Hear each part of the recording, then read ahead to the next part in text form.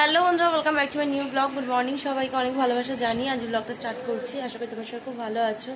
আমি খুব ভালো একটা নেই, কারণ শরীরটা খুব খারাপ লাগছে। ঠান্ডা তো লেগেছে খুবই পরিমাণে, নাক বন্ধ, আর দ্বিতীয় কথা হচ্ছে মাথা যন্ত্রণা। চোখ নিয়ে মাথা নিয়ে এত যন্ত্রণা করছে, আমি তাকাতে পারছি না। মাথা যন্ত্রণা মোটে কমছে না, ঠান্ডার জন্য না অন্য কারণে বুঝতে পারছি না, যে প্রায় 1 মাস হতে চলো এরকম হচ্ছে।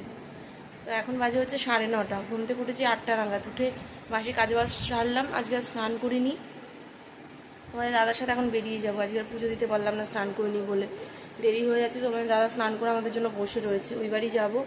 দাদুকে তো কালকে সরকারি হাসপাতালে ভর্তি করেছিল, কিন্তু যে ডাক্তার আর কি দেখে ক্যান্সার হসপিটালে, উনি ফোন করে বলেছে ইমিডিয়েট অন্য কোনো নার্সিংহোমে ভর্তি করতে। ওনার তো ডিহাইড্রেশন হয়েছে, কালকে ব্লাড প্লেট দেওয়া হয়েছে, বলছে ওনাকে এখন আরও রক্ত দিতে হবে, প্লাস অ্যান্টিবায়োটিক দিতে হবে, নাহলে সুস্থ হবে না। সরকারি হাসপাতালে তো ক্যান্সার ট্রিটমেন্ট হবে না, তো সেই কারণে আজকে হয়তো বনসই দিয়ে আবার অন্য হাসপাতালে নিয়ে যাওয়া হবে দাদুকে। খুব ক্রিটিক্যাল সিচুয়েশন। কালকে সারা রাত ভাই ছিল, কালকে শুয়েছে আমি প্রায় 2টোর পরে। মা বাড়ি এসছে তখন বাজে 1:45। ফোনে কথা বলছিলাম, 2টো নাগাদ আমি ফোন রেখে শুয়েছি। আবার সকালবেলা 8টার মধ্যে উঠেছি, তার মধ্যে এত গরম ঘুমই হচ্ছে না, মানে প্রায় সারা রাত বলতে গেলে জাগা। কালকে এত গরম ছিল, মানে হাওয়াই ঢুকছিল না মশারির ভেতরে। তেল ফ্যানে হাওয়া লাগছিল না, বাবা ঘেমে যাচ্ছিলো বলে বন্ধ করে আবার এটা চালিয়েছি। তেল ফ্যানে বাবার গায়ে হাওয়া লাগছিল না, ওই জন্য বন্ধ করে আবার এটা চালিয়েছি। তো এখন ওই জন্য বাড়ি যাব। আমি গেলে অন্তত একটু রান্নাবান্নাটা করলে সুবিধা হবে, নাহলে মা মানে ভীষণ মা অসুস্থ হয়ে পড়ছে। মারও খুব শরীর খারাপ, মার ওই টিউমার ধরা পড়েছিল, সেটাও এখন বাড়াবাড়ি হচ্ছে, কিন্তু দাদুর জন্য মার ট্রিটমেন্টটা হচ্ছে না। দাদুর ট্রিটমেন্ট একটু করিয়ে তারপর আমার মার ট্রিটমেন্ট করানো হবে। তো খুবই বাজে পরিস্থিতি। তো কারণে আমি ভাবলাম সকালবেলা চলে যাই, অন্তত রান্নাবান্না করলে মা একটু হেল্প হবে মার, অন্তত হাসপাতাল থেকে এসে একটু খেতে পারবে। দাদুকে হয়তো বাগুইহাটির কোনো হসপিটালে ভর্তি করা হবে, হসপিটাল বলতে নার্সিংহোমে। অনেকটাই দূরত্ব আমাদের এখান থেকে। মার খুব কষ্ট হচ্ছে, ভাইয়ের তো মানে কোনো কথাই হবে না। এত ওদের প্রায় আজকে আমার দাদু যবে থেকে এসে তবে থেকে ওরা রাত্রি ঘুমায় না, 1.5 মাস ওপরে হয়ে গেছে। মানে ঘুমায় না বলতে কি, মানে না ঘুমানোর মতো ঘুমায়, এরকম পরিস্থিতি। খুবই বাজে অবস্থা, দাদুরও খুব ক্রিটিক্যাল সিচুয়েশান এখন। ওই কারণে এখন যাচ্ছি বাড়িতে। তোমাদের দাদার সাথে বেলা হয়ে গেলে কেউ তো রোদ্রের মধ্যে না হেঁটে যাওয়া পসিবল হয় না, ওই জন্য হয়তো ওর সাথে চলে যাবো, তাড়াতাড়ি পৌঁছে যাবো। দেখি সারাদিন কী করি না করি কিছুই জানি না। শুধু বই খাতাগুলো নিয়ে গেলাম। ভিডিওটাকে স্কিপ করো না, পুরো দেখতে থেকো, আমার সাথে থেকে। হয়ে গেছি, এই যে শুনুকে তুলতে গিয়ে দেরি হয়ে গেল। রেডি বলছি, ওর মোটে ঘুমই ভাঙে না, অনেক কষ্ট করে ঘুম ভেঙেছে। চলে এসছি ভ্যানে করে। তোমার দাদা বললো চলে যেতে, শুনো হাঁটতে চাইছে না, ভ্যানে করেই চলে যাই। চলে গেলাম, গাড়ি গাড়ি। চলে এসছি বাড়ি। আখের রস এসছে, তো ভাই বললো আখের রস নিয়ে। ভাই চলে এসছে বাড়ি, আখের রস কিনি, যা গরম পড়েছে।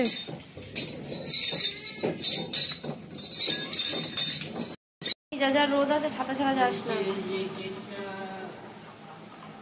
এনে এই ছাতাটা নিয়ে যা, এনে এনে এই রোদের মধ্যে যাস না ছাতা ছাড়া, এটা নিয়ে যা। আমার ছাতা হারিয়ে রেখে আসিস না, তাহলেই হবে। নতুন ছাতা। চাবি, ছোট চাবিটার ভেতরে যেটা লাগানো তালাটার ভেতরে যাস, পৌঁছানো ফোন করিস, সাবধানে যাস।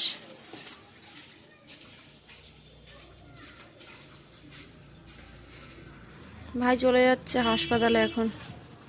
বাড়ি এসে দেখি ভাই শুয়ে রয়েছে, মা ভোরবেলা চলে গেছে। এখন ঘোলায় আছে, ওখান থেকে নার্সিংহোমে নিয়ে যাবে। কষ্ট তো না অনেক রকমই। এখন তো ওনার বাথরুম বন্ধ হয়ে গেছে, পায়খানা বাথরুম সব বন্ধ হয়ে গিয়ে পেটে জমে গেছিল বাথরুম, ক্যাথিটাল দিয়ে বের করেছে।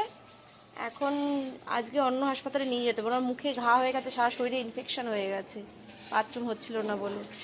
এখন অন্য জায়গায় নিয়ে গিয়ে অ্যান্টিবায়োটিক দিতে হবে, কেমো দিয়ে আর শরীরটা খারাপ হয়ে গেছে।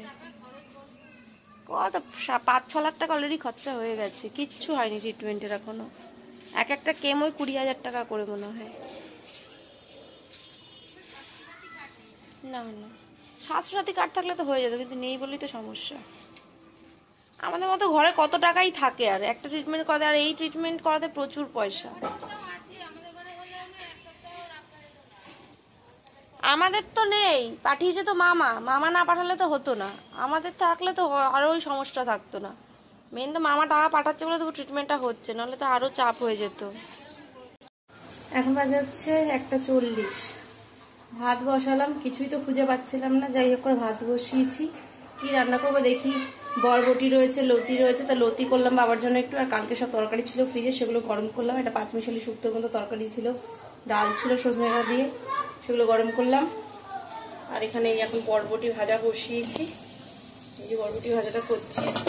এটা হয়ে গেলে তারপর আমাদের জন্য ডিম আনলাম, দোকানে গেছিলাম, ডিমের কারি করবো, আর কিছু করবো না। বিভৎস মাথা যন্ত্রণা করছে, আমি তাকাতে পারছি না। সুন্দরকে স্নান করিয়ে দিলাম, আমি সকাল থেকে এখন অব্দি কিছু খাইনি, শুধু আখের রস এসেছিলো, 1 গ্লাস আখের রস খেয়েছি, আর কিছু খাইনি। 11 বাজে ডিমের কারিটা করেই খাবো। অনেক জামা কাপড় রয়েছে, ভাই কালকে হসপিটালে গেছে, তারপরে এই কদিন যাচ্ছে, সব বাইরে দেখলাম অনেক জামা কাপড় রয়েছে, সেগুলো কাচতে হবে। একেবারে খেয়ে দিয়ে ভাবছি স্নান করবো, ওগুলো কাচবো, কেচে স্নান করবো। শুনুর খাওয়া হয়নি, শুনুকে জলমুড়ি করে দিয়েছিলাম, জলমুড়ি খেয়েছে, ওকে ভাত খাইয়ে দেবো 2 বাজলে, ডিমের তরকারিটা হলেই খাইয়ে দেবো, ওকে ডিম অমলেট করে খাইয়ে দেবো। আমারও ভীষণ খিদে পেয়েছে, ভালো লাগছে না। এখন তো ভাই গেল হাসপাতালে, এখন দাদু নাকি বলছে যে যাবে না হসপিটালে, উনি একা একা থাকছে তো, ওনার ঠিক থাকতে ইচ্ছা করছে না, কিন্তু কিছু করে না। ডাক্তার বলেছে মিডিয়ার ওনাকে অন্য নার্সিংহোমে, যেটা ক্যান্সার ট্রিটমেন্ট হয় যেখানে, সেখানে ভর্তি করতেই হবে। জানি না, আমি আর ফোন করিনি, একটু পরে ফোন করে দেখবো কি বলে। বিভৎস গরম গো, ভালো লাগছে না। এখন বাজে হচ্ছে 4টে, সবে স্নান কমপ্লিট হলো, জামা কাপড়গুলো দিতে আসলাম ছাদে। খাইনি এখনো, শুনুকে 2টো নাগাদ খাইয়ে দিয়েছিলাম, ডিম অমলেট করে ওকে খাইয়ে দিয়েছিলাম, ওর সাথে 1-2 গাল খেয়েছিলাম, এত খিদে পেয়েছিল সকাল থেকে, যেহেতু কিছু খাইনি, ওই খাওয়াই খাওয়া। এখন নিচে গিয়ে খাবো, বিভৎস খিদে পেয়েছে, এত মাথা যন্ত্রণা করছে, না পেরে মাথায় তেল দিয়েছি চুপচুপ করে। 4টে বেজে গেল কাজ করতে করতে। নিচে যাবো, জামা কাপড় কটা মেলে তারপরে খাবো, খিদে পেয়েছে বড্ড। কিছু ধরিস না, কিছু ধরিস না, ওটা কিন্তু লাগবে, ওটা লাগবে, ফেলিস না, লাগবে, দাঁড়ান বকা দেবে। কথা বললে না, কথা শুনিস না, বুঝলি, কথা বলতে এমনি ইচ্ছা করছে না, মাথাটার যন্ত্রণা ভালোই লাগছে না মোটে, ঠান্ডার জন্য হচ্ছে এটা মনে হচ্ছে।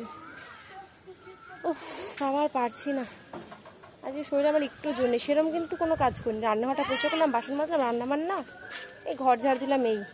কিন্তু শরীর মোটে মানে একদম চলছে না, যেটা 5 মিনিটে করবো সেটা 10 মিনিট ধরে করছি, ওই কারণে আরও বেশি দেরি হয়ে গেলো, অনেক বেলা হয়ে গেছে, আজকে 4টে বেজে গেছে। বাবা কি যে গরম লাগছে। নিচে এসে ভাত বাড়লাম, এখন বসলাম খেতে সোফাতে।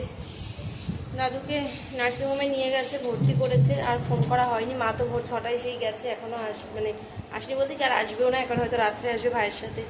ভাইও না খাওয়া, মাও না খাওয়া, জানি না ভগবান কি লিখে রেখেছে কপালে, ভগবানই জানে।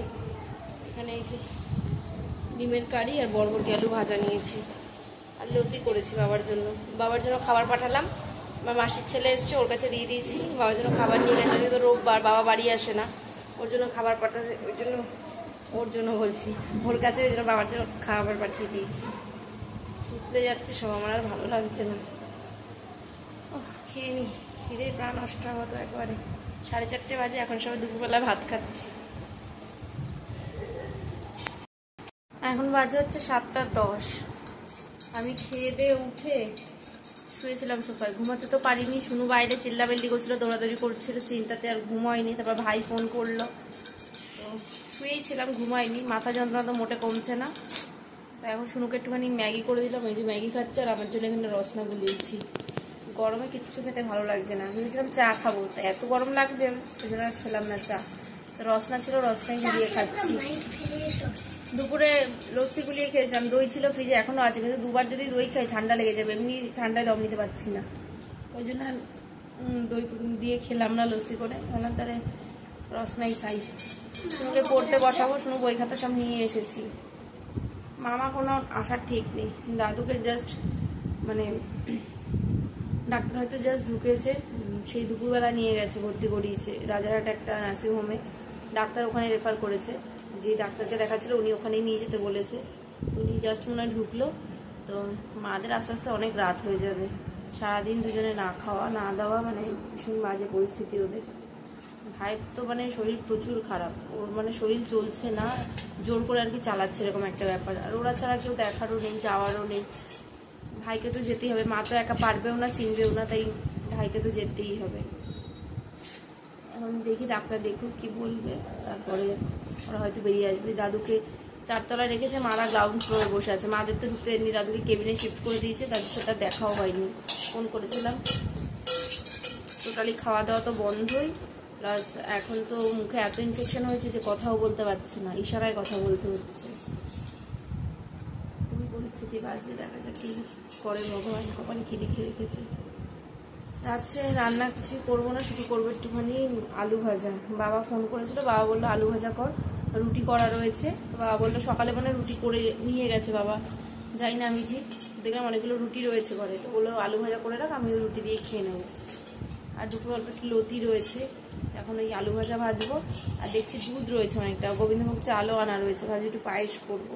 শুনু কালকে বলছিল একটু পায়েস খাবে, তা আছে যখন পায়েস করে দেবো। কান্ট্রি ডিলাইটের দুধের ওদের সাবস্ক্রিপশান নেওয়া, দাদু যেহেতু এসছে তো ওই ওখান থেকে সাবস্ক্রিপশান নিয়েছিল ভাই, ডেলি দুধ দিয়ে যায়। মা দুধ মনে গরম করেনি, বা যাই হোক এখন ফ্রিজে জমে আছে, প্লাস 2টো বাটিতে দুধ হয়তো জ্বালিয়ে রেখেছে, পুরো নষ্ট হয়ে গেছে, পুরো ছানা হয়ে গেছে। কান্ট্রি ডিলাইটে বাড়িতে দিয়ে যায় না, গরুর দুধ না, না গরুর দুধ। এই হচ্ছে ব্যাপার, আমার ভালোই লাগছে না আমাদের শরীরটা, এত মাথাটা যন্ত্রণা করছে, কিচ্ছু ভালো লাগছে না। নাপের আজকে দেখো 1 কারি তেল দিয়েছি, তাহলে মাথা ঘুষবো, চিনিটা বেশি হয়ে গেছে। এখানে হচ্ছে আলু ভাজা, বাবা রুটি দিয়ে আলু ভাজা খাবে, তাহলে বেশি করেই করলাম, মা ওরাও খাবে। আর এখানে এই যে পায়েস করেছি, আর এখানে ভাই ওরা চলে এসছে, বাবা বিরিয়ানি নিয়ে এসছে, আমার মাসির 2 ছেলে শুরু মিলে খাচ্ছে। ভাই ওরা আসলো 1/2 ঘন্টা হয়েছে। আরে কোথায় শুতে, মুখ হাত পা ধোয়া, স্নান টান কর। এখন বাজে হচ্ছে 12টা, সবে আসলাম ঘরে। এত বসেছিলাম, মন মেজাজ কারোরই ভালো নেই। মা এসছে দাদুকে দেখে, মার তো মন মেজাজ খুবই খারাপ, কান্নাকাটি করছে, দাদুর অবস্থা খুবই খারাপ। ডাক্তার 2 দিন সময় দিয়েছে, বললো 2 দিন না দেখে আমরা কিছু বলতে পারবো না, ওনার ভীষণ ক্রিটিক্যাল সিচুয়েশন, এখন আমরা কিছু বলতে পারছি না।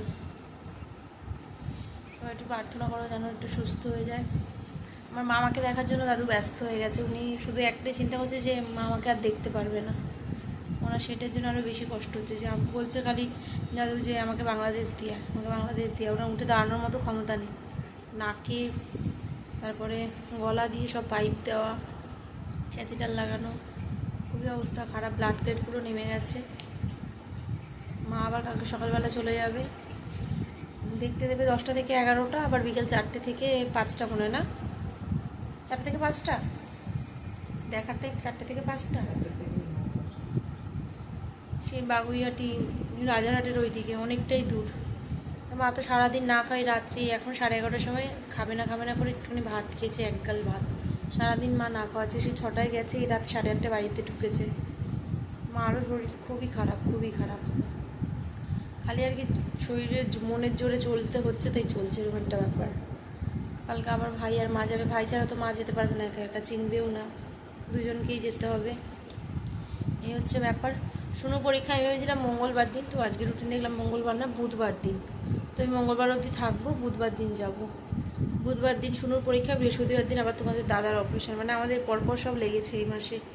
আর এই মাসে কি বছরটাতে খুব বাজে যাচ্ছে। জানি না, তোমার দাদার অপারেশনটা নিয়ে একটু চিন্তা হচ্ছে আমার, যতই ছোটো অপারেশন ভাবলেই যেন একটা টেনশন হচ্ছে, বুকের মধ্যে কামড় দিয়ে উঠছে। দেখি ভগবান বিপদ যখন দিয়েছে উদ্ধারও করবে, একদিন সব ঠিকই হবে। তাই জীবন এখানেই শেষ করি। অনেক কষ্ট করে 2 গাল ভাত খেলাম, আরোটি ভালো লাগছে না, মন মেজাজ। দেখা হবে নতুন একটা ব্লগের সাথে, যদি পারি কালকে ব্লগ করবো। সবাই সুস্থ থেকো, ভালো থেকো, গুড নাইট।